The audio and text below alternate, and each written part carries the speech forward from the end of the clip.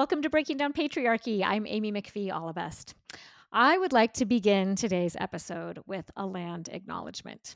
I'm speaking to you today from the ancestral homelands of the Ute, Eastern Shoshone, and Timpanogos peoples.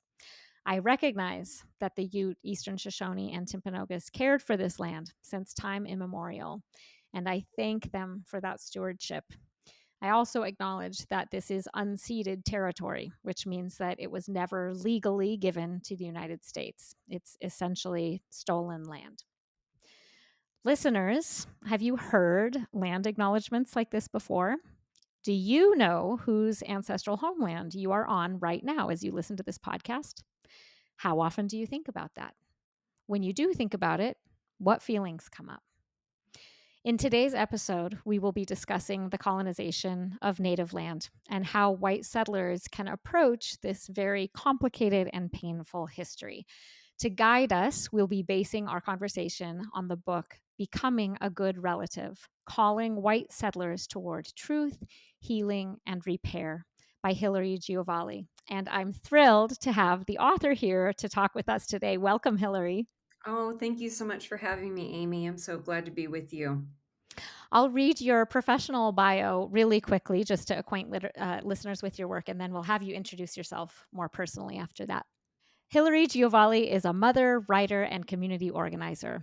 A ninth generation American settler, she is descended from Celtic, Germanic, Nordic, and indigenous people of ancient Europe. As an active reparationist, her work is guided by intuition, love, and relationships. I love that introduction for you, Hilary. And I'm wondering if you can tell us about yourself a little bit more, like maybe back up to the beginning.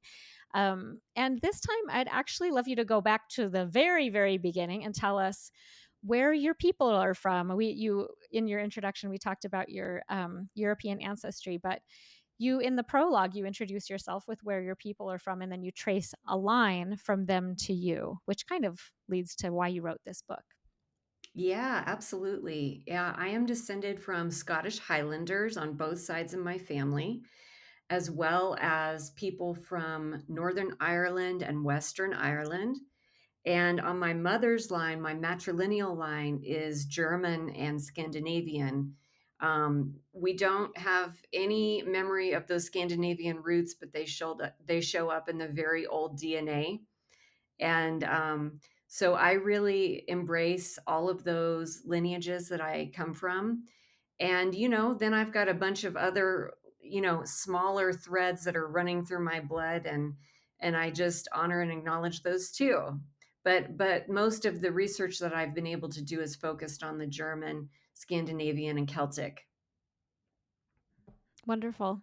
And when did they come to the United States? What were the circumstances that brought them here? Well, on my father's side, my father's father's line, that's the one I know the most about. And there was an ancestor who came here in 1739 and landed in what would become North Carolina. And I know a lot about his side of the family because my great uncle did a huge research project of genealogy in the 90s and documented everything that he found and printed a book for the whole family. And so I know the most about him. And on that side of the family, his grandson received a plantation in the will of a family friend, as far as we can tell. He inherited an enslaved man, and then he went down to Mississippi, where he received a land grant that was signed by Andrew Jackson. And he and his descendants enslaved people on that stolen land in Mississippi. And so that thread, that storyline on that side of the family is the one that I have explored the most in my book, and mostly because fortunately, my great uncle did all that research, and it was spelled out for me very clearly to just pick up the thread and start looking at it the moment I opened the book. Mm-hmm. Yeah. I mean, I'm imagining it's not hard to imagine how that would feel, right? But you grew up knowing the stories, it sounds like, or at least knew them from a younger age. I just discovered things in my own family history that I didn't know, and it was really, really troubling and upsetting for me. How does it feel for you? to Yeah, well, actually, I didn't know until I was 40, and, Okay. I had heard primarily about my mother's father's side of the family, which were more recent immigrants from Northern Ireland to Canada, and so I was primarily identified with that story, which was a very, like, working class Protestant bootstrapping story. And I had no idea that I had ancestors that had been here before that. I don't know. In hindsight, I look back and I think, why didn't I have any idea? I should have known, right? But this is part of kind of the amnesia of whiteness, is that we just don't even think about it. And so, on the last night of 2015, when I was 40, I opened this book of genealogy and found this really disturbing history of, land grants and enslavement, and, the fact that my people were part of this colonial project. And then later I found out on my mother's side, some of them were here even earlier. They were here in the 1600s from Germany to Pennsylvania. And so, um, it was deeply upsetting, deeply discouraging. I went into a spiritual crisis. That's the only way I can describe it. When I learned that, when it was just looking at me without any filter on it, you know? Mhm. Mhm. Yeah, Well, I'd love you to talk about how, like, kind of keep tracing the line then from that moment to how you ended up writing this book, and we'll talk more about the process, right? Because it's kind of a template for what white settlers do go through and how we can reframe everything. So you don't have to tell everything now, but how did right. you go from that moment to writing this book? Yeah, well, I went into a crisis for sure. And, I live in northern Arizona, which is a high altitude, beautiful ponderosa pine forest next to a sacred mountain of kinship. And so as soon as I found out that information, it was January. There was a lot of snow that winter. I was going out on the land and walking in the snow and just literally lying down in the snow and weeping, and I didn't know what to do. A couple of months went by of just this grief, this overwhelming grief and remorse.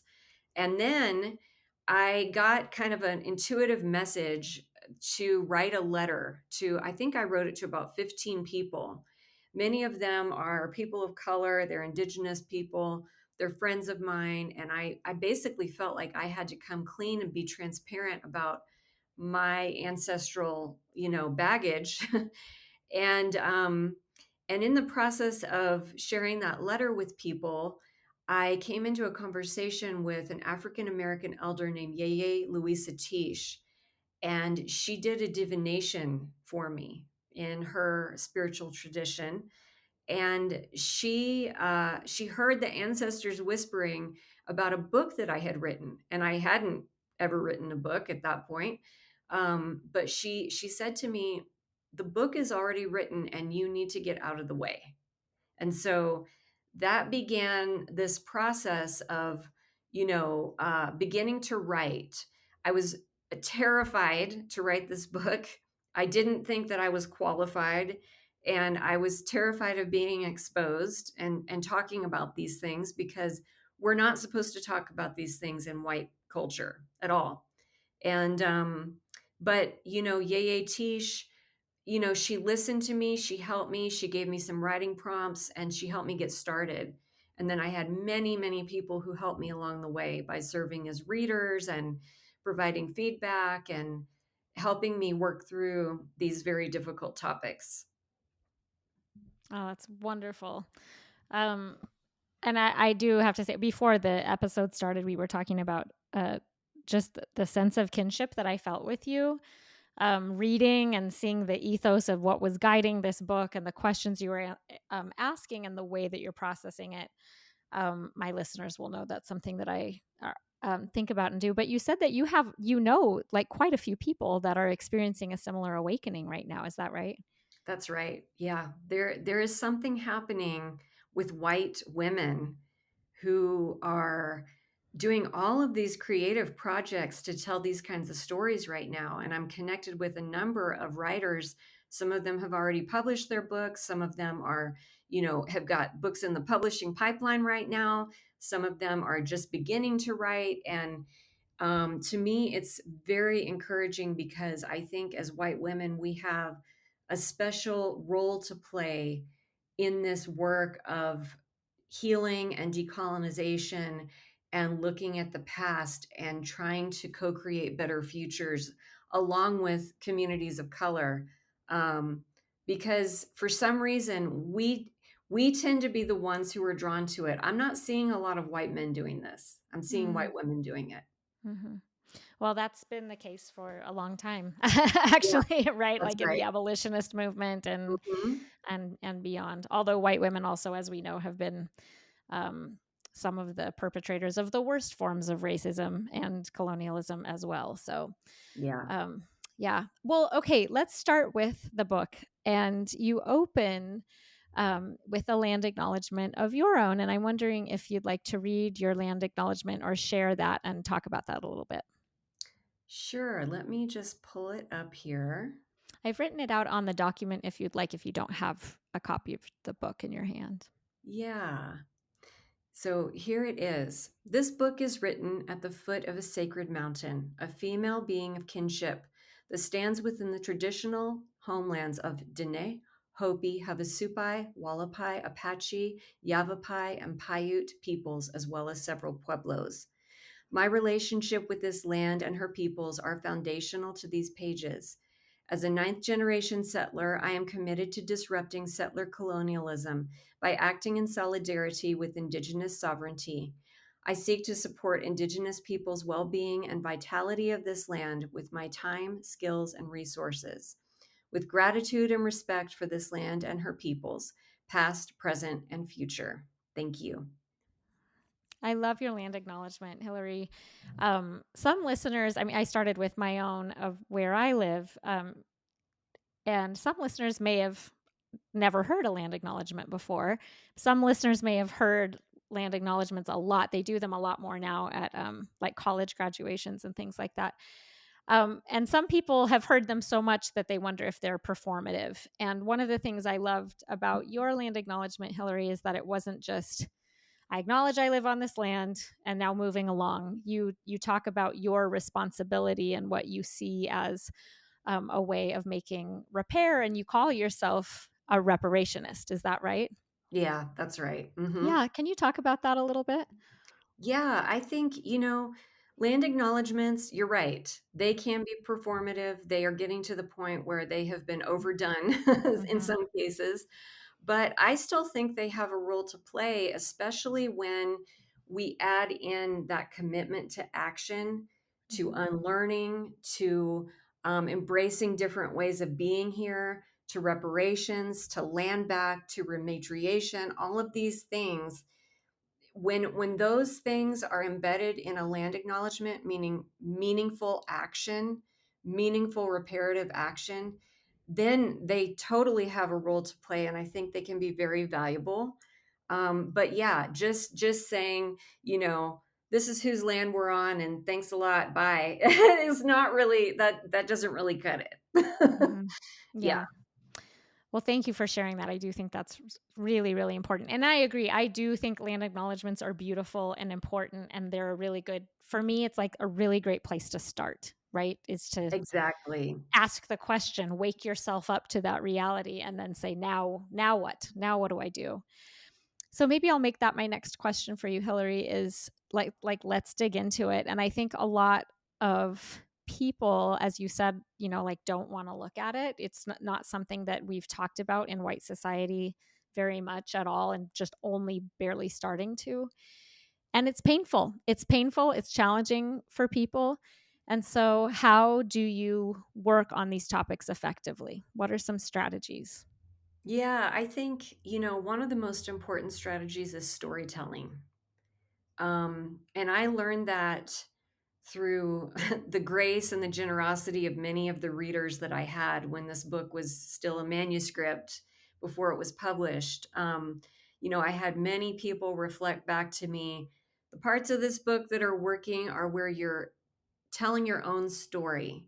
The parts that aren't working is where you're getting on a soapbox and, providing a lecture. And we don't need lectures. That's not effective. It's very shaming. It keeps us in that hyper intellectual patriarchal mindset. And what we need is stories that come from the heart and that share the truth of lived experience and that build empathy. Because the truth is like we are the children of a very violent past, very violent, very harmful, and there's moral injury. There's a spiritual poverty that comes along with being part of that legacy. And for anyone who begins to open their eyes and their heart to that reality, we're going to feel pain, you know. And I was at a conference this weekend. It was a gathering of Coming to the Table, which is a group that works on repairing the legacies of slavery in this country. And so there were people, descendants of both sides of that legacy of slavery present. And I was speaking with a Black man, and he said, we need you all to understand that, like, feeling some grief or feeling some guilt is not going to kill you. It's okay to feel it. You need Mhm. you need to feel it. And I Mhm. I couldn't agree more, because allowing ourselves to feel it is actually the portal into healing it and beginning to transform it. And in white culture, I feel we have built up this false narrative about we shouldn't feel guilt, we shouldn't feel shame, we shouldn't feel anything uncomfortable, and that somehow it's going to hurt us if we feel those things. But in my experience, it's not true. Mhm. Yeah, it's a really important part of the process. I agree with that. And also I just think like on a micro level, anytime you have a conversation with an individual, and if it is in a context, like you said, where it's specifically about that history, I just know, I just think it's a fact of interpersonal communication that if someone shares with you their pain, that having space to sit with it and to say, that's real. I am grieved that this happened to you, or I am grieved that this happened to your people. And I accept, like, I am part of the community. It was my ancestors that caused it. I have benefited from it throughout my life. Like, to have that empathy and the willingness to sit in it, even though it's really, really painful. I just don't think you can bypass that. I don't think you can shortcut it and get to any real healing. And That's yeah, right. and the Yeah. ancestors that did commit the actual crimes are not here now, and so I feel like we're, by proxy, it is our responsibility and our opportunity to try to make that healing. So I couldn't agree more. Which leads to my next question for you, because you talk about the importance of doing our own racial healing. So we feel that it can feel like despair and terrible, crippling grief sometimes. And then what? How do the descendants of white settlers do our own racial healing? Yeah. Well, one of the things that has been most important for me is the understanding that we were not always considered white. Whiteness is something that was invented in order to consolidate power and wealth and land into the hands of elite men, Mm-hmm. elite European men. And so there's an appendix toward the back of my book where I shared my research on the invention of whiteness. Mm-hmm. And doing that research was so helpful for me, because I came to understand, this is a construct. It was created in the 1600s in the colony of Virginia, and it has been building and expanding, and it's been, written into law since then. And and it's not actually who we are, though. It's kind of a paradox, because on one hand, those of us who are walking around in fair skinned bodies and identified as white, where we receive all this privilege, right, that we can't ignore. and that's shaping our reality to our advantage and to the disadvantage of everyone else.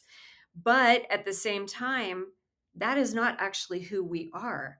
Our ancestors were not identified that way prior to the 1600s in this country, in this on this continent. Our ancestors came from very diverse communities with, distinct folk cultures throughout Europe. And before that, they were, tribes. They were tribal people, just like here. And so learning about that and beginning to identify with those much older ancestral roots has been a really important part of my racial healing as a white person. And, part of the thing about whiteness is that we're not supposed to talk about it. We're not supposed to admit to it. We're just supposed to consider it normal and invisible, right? And so I think that even by pointing at it and saying, oh, that's whiteness, this is how I was socialized to behave as a white person. Even doing that small act is an act of defiance and liberation over that system of control. And that's the beginning. That's a beginning act that we can take to begin our racial healing, and then it just goes on from there. Yeah. And going on from there, you talk about specifically ancestral healing too. And it sounds like one of the things that is helpful is identifying like the specificity of our ancestors. Because as you say, like whiteness isn't even really a thing. It's so Europe is so diverse. And you mentioned, I thought it was interesting in your bio too, that you mention indigenous um, peoples of ancient Europe, right? Can you Yeah, talk about that and like what do you recommend to others as they're undergoing specifically ancestral healing? yeah. You know, when I got my DNA back, I found a fairly high percentage of Neanderthal ancestry, which the Neanderthals have gotten a bad rap. Yeah. but but when I saw that, and then I started learning more about how long they were on the continent of Europe. I mean, there are Neanderthal sites in Spain that are Hmm. over 70,000 years old. So those people were even the pre-Indo-European people. And so that to me means they were indigenous. They were there for millennia on that continent. And then eventually, there were waves of Indo-Europeans that came in and were probably violent in some ways, and began assimilating those earlier cultures within them. But all of that is part of my blueprint as I'm walking around today, and I also have Basque ancestry, which is, you know, a distinct language group. That's not an Indo-European language group. So that's Hmm. that's another part of that indigenous European ancestry. And I really feel like the more that we can embrace that our DNA actually carries that very ancient memory, the better. The better. We need to embrace that and accept that and know that we are much older and deeper than this construct of whiteness. And so Hmm. I've done that in a variety of ways. One way is that I tend an ancestor altar in my house.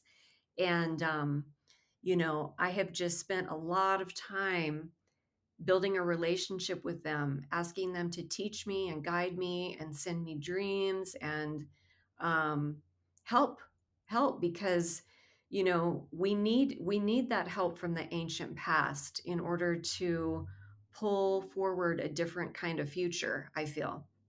Hmm. That's really great. So you have this kind of healing through a relationship with ancient ancestors.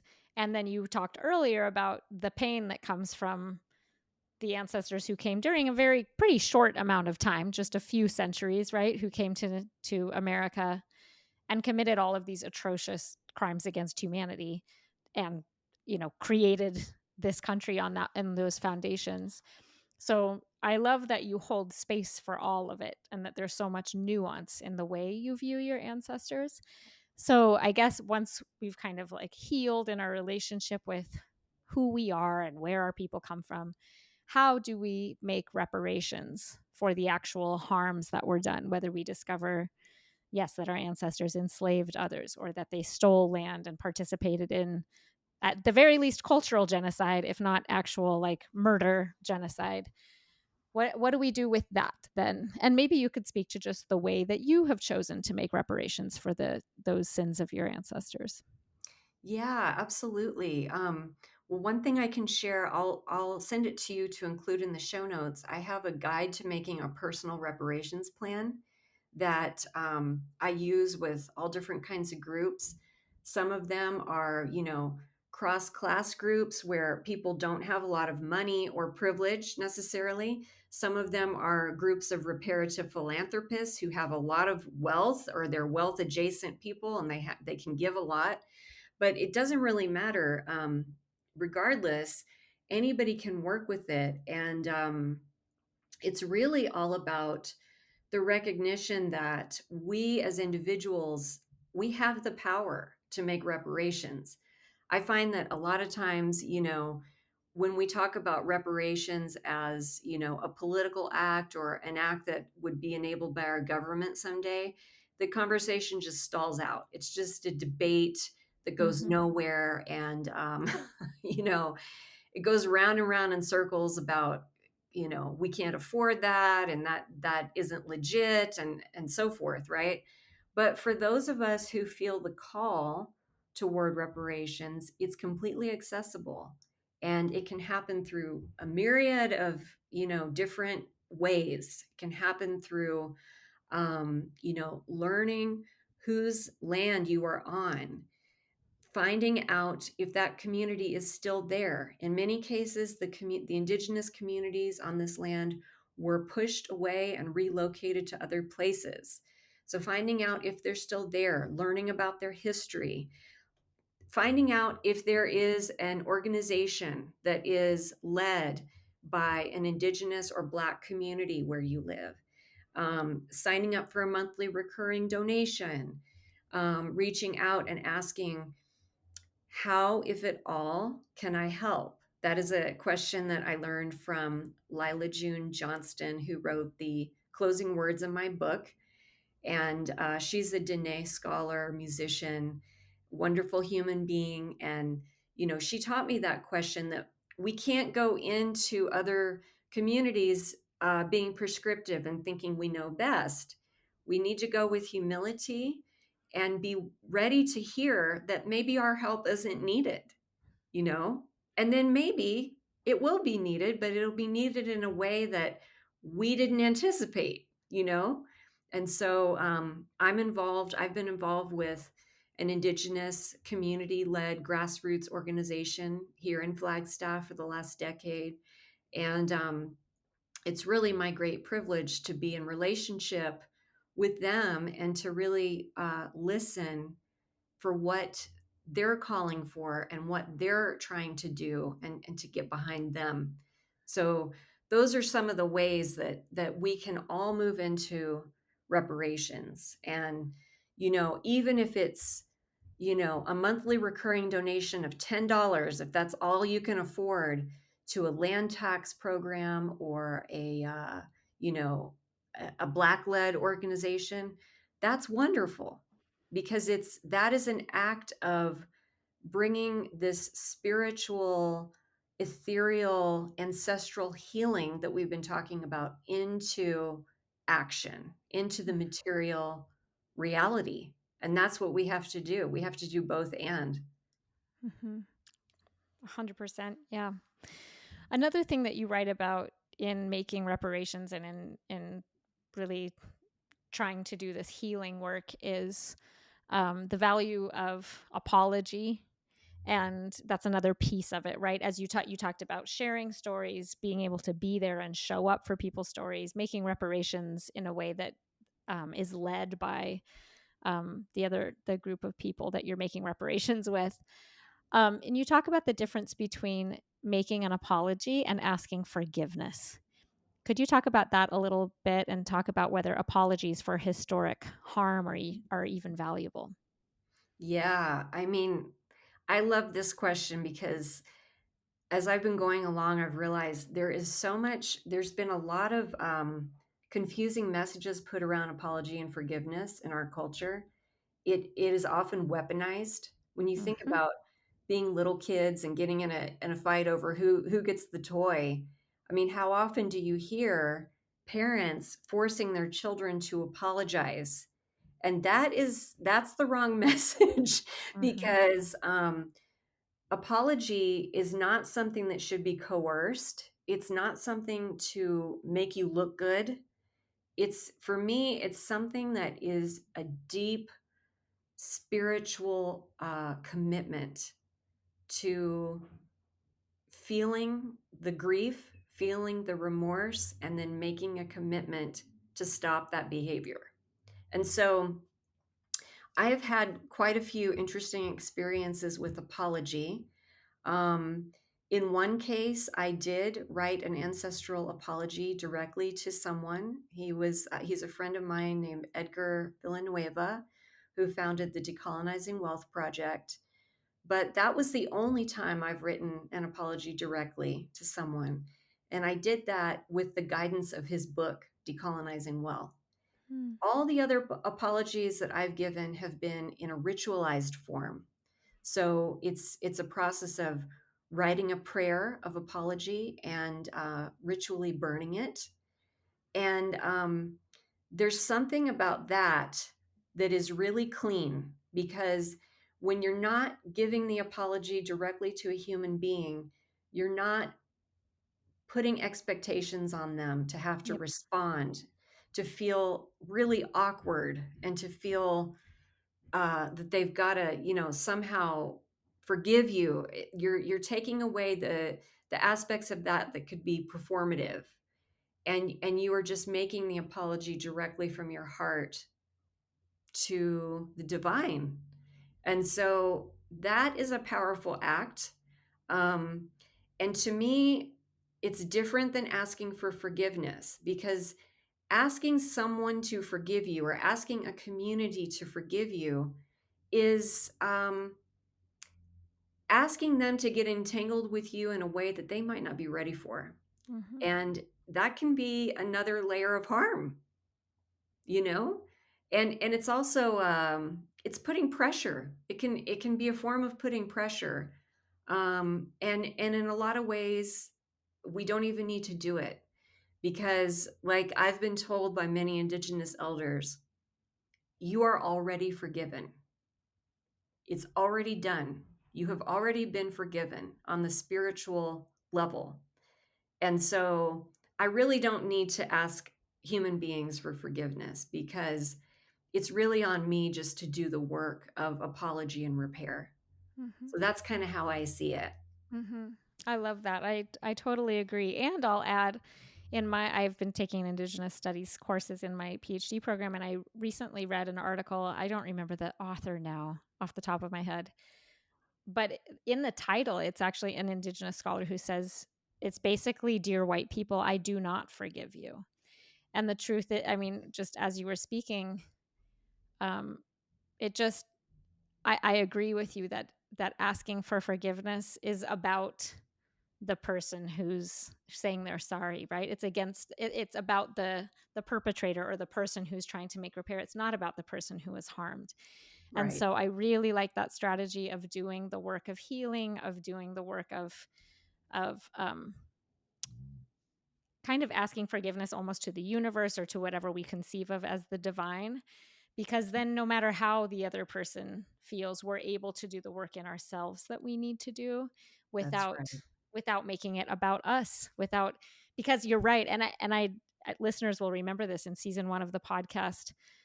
I was talking with a dear friend of mine from college who's Black.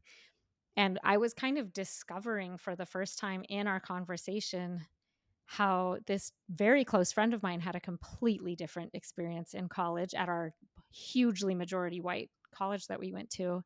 And she was sharing things with me that I hadn't known. And we were talking about the history of enslavement. And I just cried and cried and cried and cried.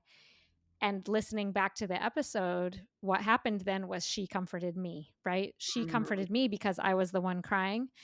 We're close enough friends that it's okay. It's okay that that happened, and I know she felt loved, and my tears really, she could tell how much grief I was feeling, and I think it meant a lot to her that I cared that much. However, the burden got placed on her to comfort me. And Mhm. what I learned from that really was like the tears are appropriate. I need to get those out by myself. And Mhm. the grief and the sorrow and the all of those, the big burden, it's a big burden. And that's on me to process through that with whomever I need to, but not with the people who are already were already harmed, right? Yeah. And so I appreciate you talking about that and the value of apology and asking for forgiveness, but that needs to not be an additional burden placed on that That's community. right. So, Yeah. And I appreciate, Amy, what you said too about the article that "Dear white people, we don't forgive you." And mhm, that's real. mhm. I mean, and we have to, when that feeling is there, we really have to respect it. Yep, That's a boundary. yep, And I totally get it that yep, not all people and not all communities are ready to forgive us.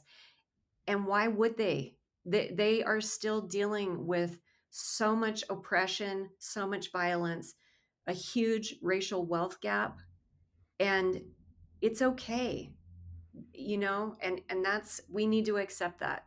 mhm. When that sentiment is there, we need to accept that. 100%. Yep, Yeah. I agree. Um, on a related topic, you write a term in your book called white peril. What does white peril mean? Yeah, it's so interesting. This is a concept that I'm starting to see being written about by more and more people, and we all have different names for it. And for me, that term came from my friend Calvin Terrell, who is a, wonderful speaker and educator. And for me, what that means is it is the idea that although whiteness privileges all white people to varying degrees, depending on class and gender and a whole bunch of other factors, it privileges us. And at the same time, it imperils us. It takes away essential aspects of our humanity, or I guess you could say it covers them up. It obscures certain aspects of ourselves that could be fully expressed were it not for this system of white supremacy that we are living in.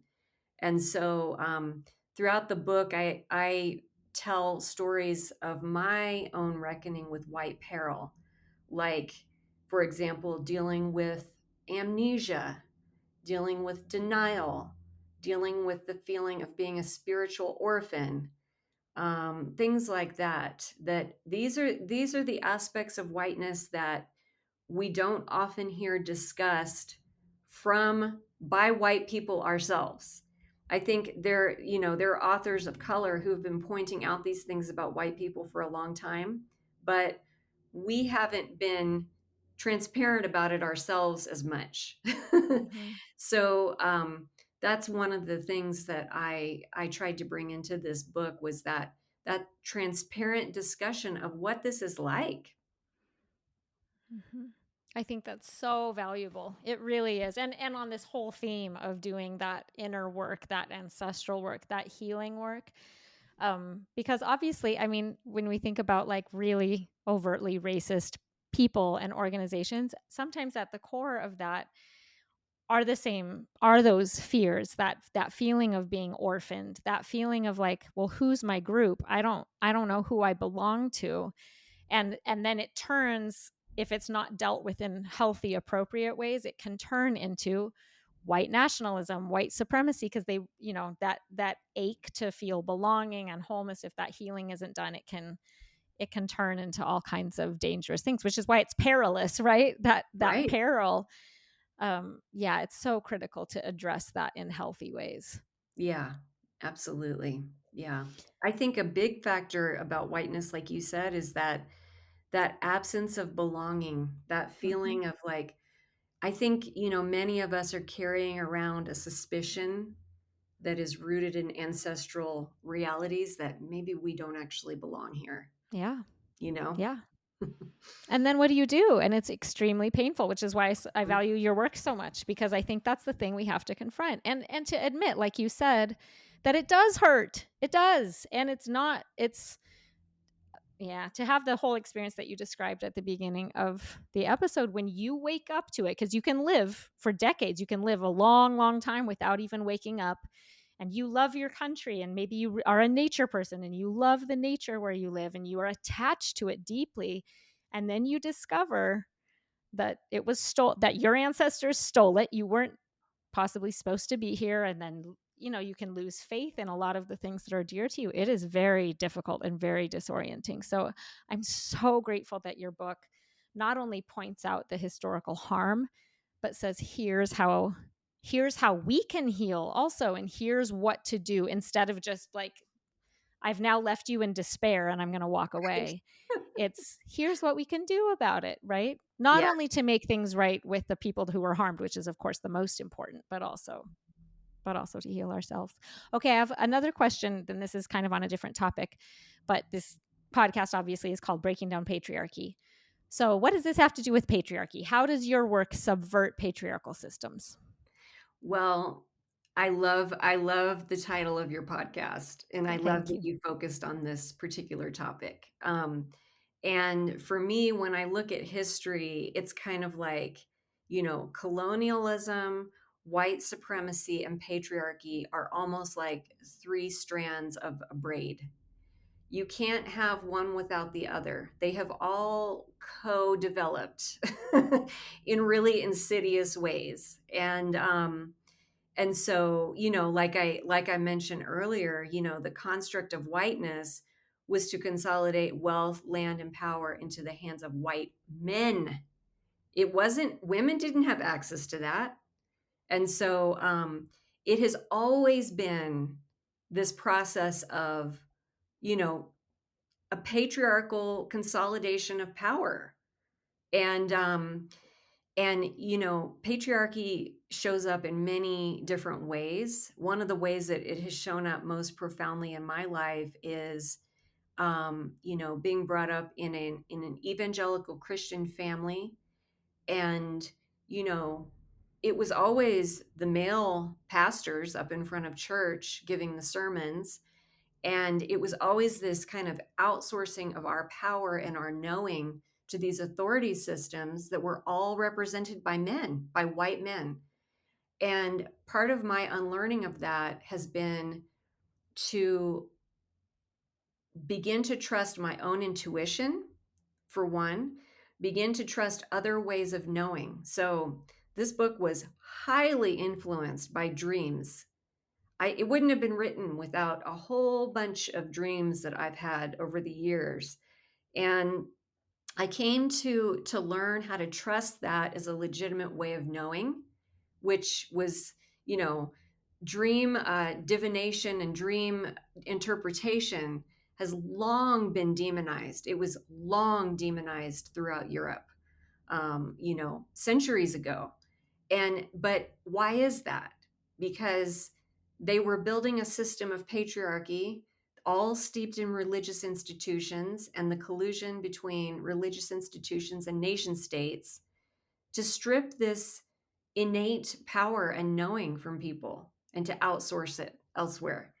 And so a lot of my process of undoing the patriarchal conditioning has been this way of relearning to trust, learning to go out on the land and listen, learning to sit with trees and realizing that trees have an intelligence, trees have a message. And I don't have to go and sit in a church and listen to a man to get my to get my spiritual direction. And so that's been a big part of this for me. Sorry, I was muted for a second. Yeah, that's really powerful. And I'd love to make a connection. You've said all of these things during this conversation, but I kind of like want to make it the explicit connection. I love how you are, yeah, reclaiming intuition and dreams and nature. As you said, I know there's kind of a movement, especially among white women, as they're waking up and they're feeling that, like, again, like the alienation from maybe the faith of their family that came from Europe and the patriarchal tradition. So they're feeling alienated from that. They're discovering that their ancestors colonized the country, so they're feeling alienated from that, and they see kind of this glimmering promise of more like matrifocal cultures and nature focused cultures in indigenous culture, right? Right. And so then in or perhaps yoga, or perhaps like other people's cultures hold things like goddesses and, a connection to nature and more egalitarian living.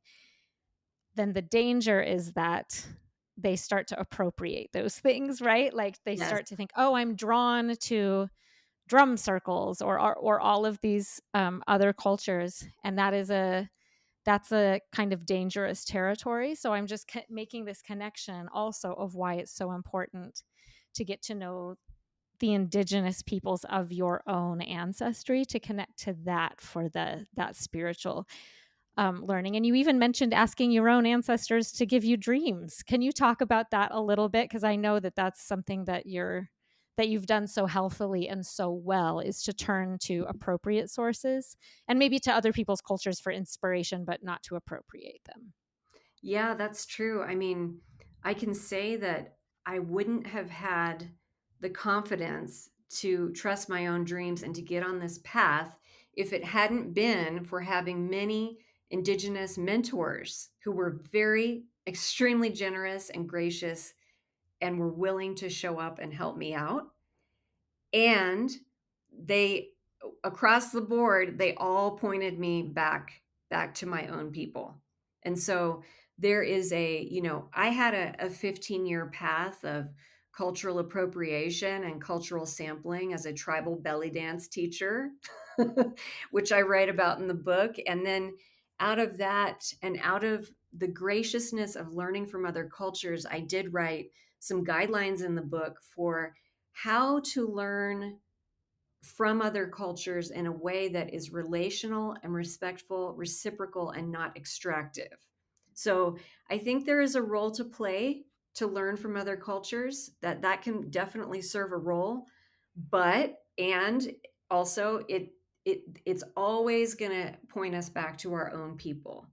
Mhm. And I've been surprised in my own lineage how much is still there, that I've connected with teachers who have taught me very old songs in Irish and Gaelic, and I've connected with a lot of the archetypes that come from those cultures before they were colonized, because Mhm. the British government colonized Ireland, colonized Scotland.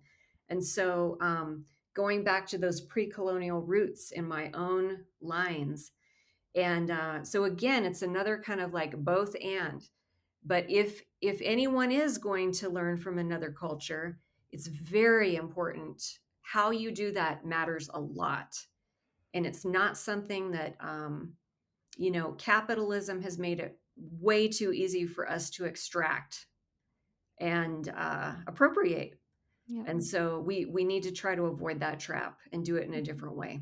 Yep. I'm so glad you wrote about it, and with such detail. And again, like with such compassion for the reader, of saying like and humility in yourself, saying, I made these mistakes, here's what I learned. Do this, not this. Do this, not this. It's just really, really helpful. Okay, well, a couple of the last questions I wanted to ask you, Hilary, is to tell listeners a little bit more about the mountain where you live and what the issues are that are affecting that mountain.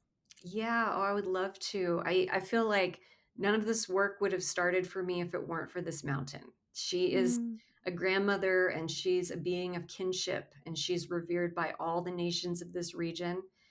And she is, so powerful, such a beautiful presence on this land. And she is also, there is one of the peaks on this mountain that is being exploited by a ski resort that is manufacturing snow out of reclaimed sewage water and trying to extend their ski season in the midst of climate change by putting artificial sewage snow on the slopes.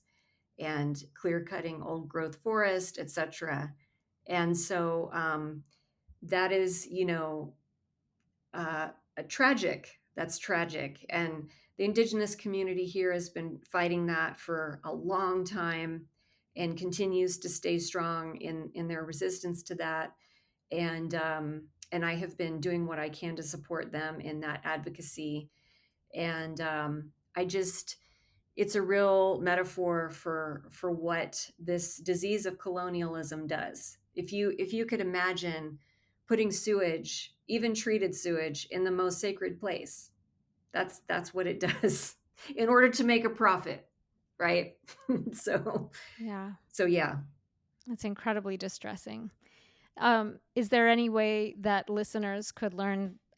We may have listeners who live right there, really close. I know we have lots of listeners in Arizona, actually. Is there a way that they could get involved in supporting the indigenous community and just supporting the health of the land in their area? Absolutely. I would say the ski, the company that runs the ski resort has got resorts all over the country, and they incentivize people to go to the different resorts. So if anyone is listening, boycott Arizona Snow Bowl. Do not go up there. That's the best thing that you can do. And also, you can look up Indigenous Circle of Flagstaff. I can share their website for the show notes.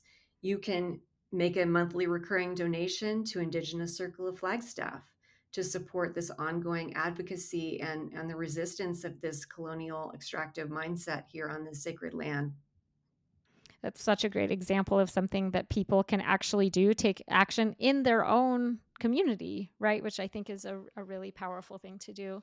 I want to draw attention to another specific action, and that is the fact that you've chosen to donate all of the proceeds from the sale of your book, which I think is just such a beautiful choice. Can you tell us a little bit about where the donation will go?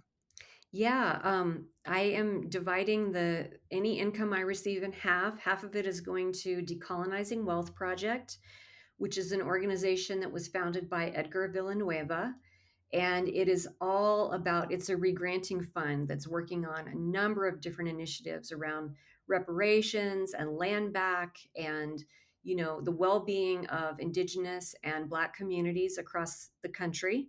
And then the other half is going to Jubilee Justice, which also does wonderful, racial healing work, land-based work, supporting African American farmers in the South, and really that return to food sovereignty and building right relations with the land. And so those two organizations, I'm very grateful, have agreed to accept all the income, and that's important for me because this is walking the talk, and just that's what this book is all about. It's about returning resources back to the communities from which they have been extracted. Yeah, that's fantastic, Hilary. Awesome. Well, as we wrap up, I know you've given us so many wonderful ideas about things we can do to help. Is there one last action item that you'd like to share, or some takeaway that you'd like listeners to bring with them as we wrap up the episode? I want to share a really valuable book for me has been An Indigenous People's History of the United States by Roxanne Dunbar Ortiz. It took Yep. me quite a while to get through it because it's very painful, but it's Yep. necessary. It's a good, clean, necessary pain. And another one is Witches and Pagans, 700 to 1100 by Max Dashu, who is an independent feminist historian. And this book is just one of my favorites for illuminating the pre-patriarchal European folk cultures and what was going on, what kind of practices people were doing, and a lot of those practices were documented by church officials so that they could be demonized and disparaged, and that's how those records were kept. So Mm. that is a wonderful resource as well. I would recommend those two books. Fabulous. I love you. Everybody knows I love a good book recommendation. So that's great. We may see those those books coming up on the podcast. Okay, well then for my last question, I'd love to know what you're working on next, and then where can listeners find your work? If you can repeat the title of the book that we discussed today, tell us where we can find your work and tell us what we can expect next from you. Yeah, so my book is called Becoming a Good Relative: Calling White Settlers Toward Truth, Healing, and Repair. And some of the things I'm working on are I co facilitate groups of European descended settlers to work through this material over an 8 or 9 month arc. That's one thing that I do. I also teach reparative philanthropy classes from time to time. And when those are happening, I have them up on my website, which is goodrelative.com. And another thing that I'm working on and really deeply caring a lot about right now is that the all of the federal funding that was dedicated to researching and investigating the Native American boarding schools was recently pulled. And so I am just letting people know that work is essential to remember what happened in the process of westward expansion and the name of manifest destiny. There were thousands of Indigenous children that were kidnapped and forcibly sent to these institutions as a process of cultural assimilation and genocide. And so that history needs to be known, it needs to be told. And anyone who would like to support that can make a donation to the National Native American Boarding School Healing Coalition, that is making an effort to raise those funds that were just pulled from the federal government. I'm so grateful that you highlighted those things. These are things that I study actually every day, and I'm just learning now from you, things that I didn't know that I could get involved in. So yes, I echo those recommendations to listeners, and thank you so much for pointing them out to us. Hilary, I love your book. I love your work. I'm so grateful that you joined us today. Thank you so much for being here. Oh, thank you so much for having me, Amy. And I'm excited to meet a kindred spirit. So Me thank too. you. Me too.